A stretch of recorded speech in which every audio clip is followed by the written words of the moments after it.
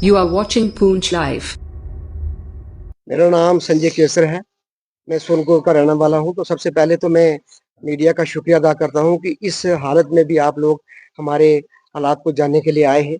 बड़ा दुर्भाग्यपूर्ण का वाकया है रात के 12 बजे का, कि जिस वक़्त पाकिस्तान की तरफ से कुछ ऐसे बम्बारमेंट जो हुई है जिससे कि पूरा सुरनकोट मुतासर हुआ है। और ये अब्दुल शकूर खान साहब का घर है, जिसमें एक बहुत बड़ा हाई इंटेंसिटी का जो है ब्लास्ट यहाँ हुआ है। और मेरा घर यहाँ से 150 मीटर की दूरी पर है, और जो स्प्लिंटर निकले हैं वो मेरे घर में भी जाके लगे हैं। तो आप देखते हैं कि किस तरीके का ये हाई इंटेंसिटी का जो ये यहाँ ब्लास्ट हुआ।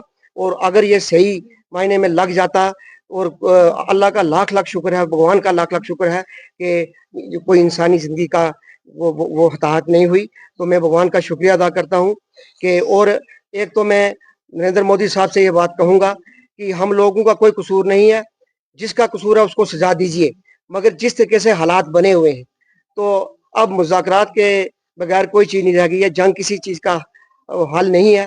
तो मैं हाथ जोड़ के प्रार्थना करता हूँ कि हम लोगों को सेव कीजिए, हमारा कोई भी नहीं है। और मैं होम मिनिस्टर साहब से भी कहूँगा, डिफेंस मिनिस्टर साहब से भी कहूँगा कि अब जंग जो है इसको अब रोकें, ताकि लोग जो है मुतासर ना हो सके। अगर ऐसा ही होता रहा तो लोग यहाँ से पलायन कर जाएंगे। लोग बड़े डरे और सहमे हुए हैं। तो मैं आपसे फिर एक बार प्रार्थना करता हूँ मीडिया के वसादत से कि ये जो वाकया ये हुआ है ये बड़ा डेंजरस वाकया है, और ये तभी रुकेगा जब कोई आप बात करेंगे। बहुत बहुत धन्यवाद। ये आज बड़ा जिस सुरनकोट को मैं अपने लिए मुनासिब हो रहा हूँ, जिस सुरनकोट को कल हमारी एक मीटिंग हुई ऑनरेबल मिनिस्टर जनाब चौधरी जावेद राना साहब और यहाँ के मौजूद शहरी जहाँ बांग्ला में 4 बजे कल मीटिंग हुई, जिसको हमने यहाँ पर जो है अनसेफ डिक्लेयर किया होता है।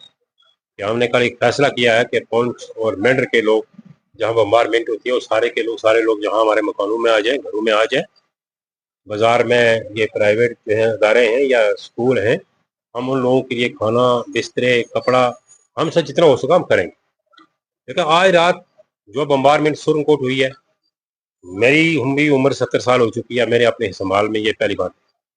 मेंढर बॉर्डर पर होती थी, पुंछ बॉर्डर पर होती थी, लेकिन कभी सुरनकोट जिसको हम हमेशा एक सेफ जगह समझते थे। मैं सरकार से भी और ख़ास करके एलजी साहब से और यहाँ के बैरिकेड कमांडर और यहाँ के चीफ ऑफ आर्मी स्टाफ उनसे गुजारिश करता हूँ, बालाकोट से आए, मनकोट से आए, कृष्णा घाटी से आए, ये जो तूफान सुरनकोट की तरफ आया इसको रोकने की कोशिश करें। आपके पास वो आला है जिसको डिस्पोज कर सकते हैं। अगर ये आसमान में, जैसे जम्मू के अंदर आसमान के अंदर ही उनको ब्लास्ट कर दिया गया है, अगर इनको भी अगर उसके पीछे ब्लास्ट कर दिया जाए तो ये बस्ती बच सकती है। अगर आर्मी या पुलिस ये जवाब देती है कि हम इसको जो है ये जो वो कार्रवाई कर रहे हैं उसको हम जवाब नहीं दे सकते, तो इसका मतलब हमें तो फिर तो ये अगर अनसेफ हो की जगह फिर हम पूछना चाहते हैं हम कहाँ जाएंगे। हमारे लिए कोई जगह भी नहीं है, फिर एक कब्र या चानियां हो सकती है हमारे लिए, उसके अलावा हमारे लिए कोई जगह नहीं है। लिहाजा मैं सरकार से गुजारिश करता हूँ और खासकर बेल्ट फोर्स के उन अधिकारी जो जिम्मेदार लोग के यहाँ के ब्रिगेड कमांडर हैं, मेजर जनरल साहब हैं, लेफ्टिनेंट जनरल साहब से, यहाँ के पुलिस के इदारे हैं, डीसी साहब हैं। मैं डीसी साहब इसको सेफ समझ के यहाँ सोनकोट में आए थे, तो मैं डीसी साहब से ही पूछना चाहता हूँ कि ये जगह अनसेफ हो चुकी है, आप कैसे रहेंगे।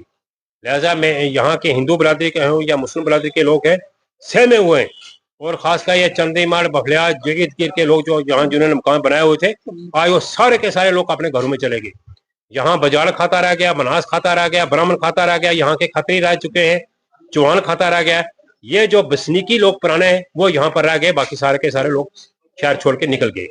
लिहाजा मैं सरकार से गुजारिश करता हूँ कि इस शहर को उजड़ने से बचा ले, हम लोगों को बचाने की कोशिश करें। मैं यही आपसे अपील करूंगा। शुक्रिया।